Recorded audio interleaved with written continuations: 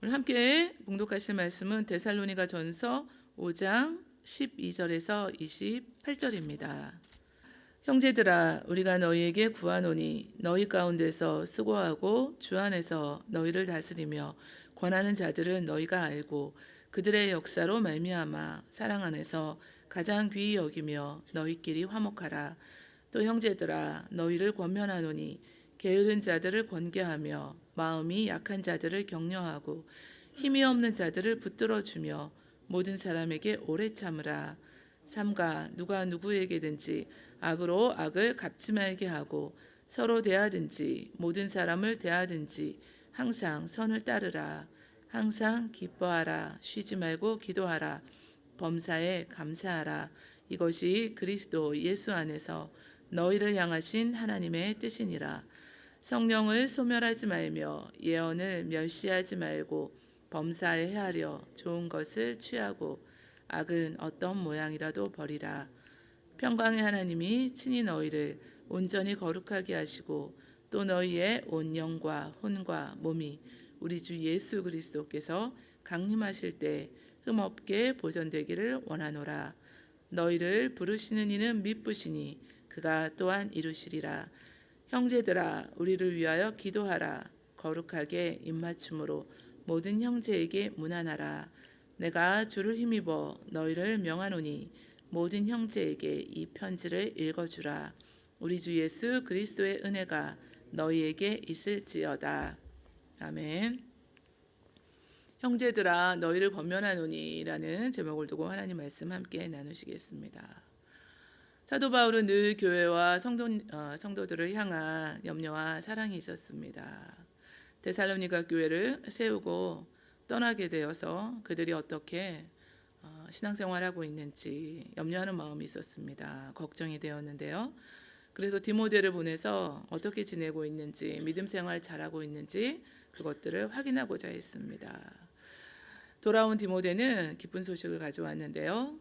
성도들이 고난 가운데도 믿음에 굳게 서 있다고 보고했습니다. 사도 바울은 이를 기쁘게 여기면서 주님의 재림을 다시 오심을 기다리며 소망하는 사람들이 어떻게 성도들이 살아가야 하는지를 권면하고 있습니다. 오늘 저희들에게도 동일하게 주시는 권면인데요. 주 안에서 성도들을 위해서 수고하는 지도자들을, 그러니까 지금으로 말하면 목사님들, 또 교회에 세워주신 그 부서마다 세워주신 또 리더십들이 있는데 사랑 안에서 가장 귀히 여기라 말씀해 주셨습니다. 사도 바울은 고린도전서 13장에서 내가 사람의 방언과 천사의 말을 할지라도 사랑이 없으면 소리나는 구리와 울리는 꽹과리가 되고 내가 내게 있는 모든 것으로 구제하고 또 내 몸을 불사르게 내줄지라도 사랑이 없으면 내게 아무 유익이 없다고 했습니다. 값없이 거저주시는 이 십자가의 사랑을 받은 저희들이 주 안에서 이 사랑으로 세워주신 우리 리더십들을, 지도자들을 귀히 여기라 이렇게 말씀하고 있습니다. 그래서 사람에게는 누구나 격려와 사랑이 필요한데요. 사랑이 담긴 그 말 한마디에도 힘을 얻는 것이 사람입니다. 사랑으로 높여주라고 오늘 말씀하고 있습니다. 그리고 또 너희끼리 서로 화목하라 말씀해 주셨는데요. 지도자와 이 성도들 간에 또 성도들끼리 서로 화목하라고 권면하고 있습니다. 우리 잠언서에 보니까요. 마른 떡 한 조각만 있고도 화목하는 것이 제육이 집에 가득하고도 다투는 것보다 낫다고 하셨습니다. 화목한 가정 이야기를 전에 들은 적이 있는데요. 말씀을 들은 적이 있는데 어느 집에 며느리가 밥을 태워서 어쩔 줄 몰라 했습니다. 그때 남편이 자신이 길어온 물이 부족해서 밥이 탄 것이라고 자신의 잘못이라고 했습니다. 그 말을 들은 시아버님은 내가 이제 기운이 없어서 장작을 잘게 패지 못했기 때문에 불이 너무 세서 밥이 탔다고 내 잘못이라고 했습니다. 그 이야기를 들은 시어머님은 내가 나이가 많아서 밥 냄새를 잘 맡지 못하게 되어서 밥 내려놓을 때를 알려주지 못해서 밥이 탄 것이라며 자신의 잘못이라고 했습니다. 이처럼 서로 이해하고 허물을 감싸주고 살아가는 아름답고 화목한 가정 이야기가 있는데요. 우리는 하나님 아버지 안에서 모두 형제와 자매가 됩니다. 한 가족인데요. 이런 마음으로 서로 용납하고 이해해주고 허물을 감싸주면 얼마나 아름다운 교회로 세워지게 될까요? 그래서 좋은 교회, 아름다운 교회 다 원하시잖아요. 이런 교회는 다 우리가 만들어가는 것입니다. 우리 한 사람 한 사람이 이런 마음을 가지고 우리 교회 공동체를 또 섬길 때 이루어지는데요. 교회는 우리 시드니 순복음 교회는 우리가 연약할 때 경건치 않은 자를 위해 죽으신 예수 그리스도의 피로 값주고 산 공동체입니다. 데살로니가 교회도 지상의 모든 교회처럼 온전하지가 않았는데요. 어떤 일이든 불화가 있었던 것 같습니다. 그래서 이런 권면을 받게 되었을 텐데요. 히브리서는 모든 사람과 더불어 화평함과 거룩함을 따르라. 이것이 없이는 아무도 주를 보지 못하리라. 그래서 몇 년 전인가 저희 그 달력에 이 말씀이 있었어요. 그래서 저도 이제 이 말씀을 이렇게 붙여놓고 늘 이렇게 이 말씀을 보면서 중요하게 이렇게 마음에 담고 가정에서부터 이렇게 해야지, 또 교회에서는 더불어서 말할 것도 없이 이렇게 해야지, 모든 분들과 더불어 화평해야지. 제가 이제 그렇지 못하니까 그걸 마음에 이렇게 되새겼던 적들이 있었습니다. 지금 달력이 또 바뀌어가지고 다른 말씀을 붙여놨어요. 가정이든 교회든 하나됨을 이루어 화목할 때 견고하게 세워지고 연합할 수 있게 된다는 것을 우리는 다 알고 있습니다. 사도 바울은 분쟁이 있는 고린도 교회에게 형제들아 내가 우리 주 예수 그리스도의 이름으로 너희를 권하노니 모두가 같은 말을 하고 너희 가운데 분쟁이 없이 같은 마음과 같은 뜻으로 온전히 합하라고 권면했습니다. 그럼 우리는 어떤 마음을 가져야 이렇게 서로 화목할 수 있을까요? 다 저희들이 이런 마음 가지고 계신데요. 아무 일에든지 다툼이나 허영으로 하지 말고 오직 겸손한 마음으로 각각 자기보다 남을 낮게 여기고 각각 자기 일을 돌볼 뿐더러 또한 각각 다른 사람들 일을 돌보아 나의 기쁨을 충만하게 하라고 했습니다. 사도 베드로도 서로 겸손으로 허리를 동이라. 하나님은 교만한 자를 대적하시되 겸손한 자들에게는 은혜를 주시느니라. 하나님의 능하신 손 아래서 겸손하라, 이렇게 말씀했는데요. 그래서 겸손하라는 말씀은 무조건 자신을 이렇게 깎아내리라는 그 말씀이 아니라 하나님 앞에서 자신 누구인지 그것을 알고 낮추고 예수 그리스도의 마음을 본받아 살아가라는 말씀입니다. 예수님께서는 자신을 낮추시고 십자가에 죽기까지 복종하셨습니다. 그래서 그 그리스도 예수의 마음을 품으라, 이렇게 말씀하고 계신 건데요. 자신을 내어주신 그 예수님의 마음을 품고 하나됨을 이루어가기 위해서 화목을 또 추구하는 저와 여러분들 되시기를 원합니다. 교회 안에 있는 세 그룹들을 보여주시고 오늘 서로 돌보라고 권면해주고 계시는데요. 형제들아 너희를 권면하노니 게으른 자들을 훈계하라, 이렇게 말씀해 주셨습니다. 군인이 그 행렬에서 이탈해서 자기 자리에 바로 서 있지 않았을 때 무질서하게 되고 이처럼 행동하게 되면은 질서가 다 파괴되고 공동체가 서지 못하게 됩니다. 게으르고 나태한 사람들을 훈계하라고 합니다.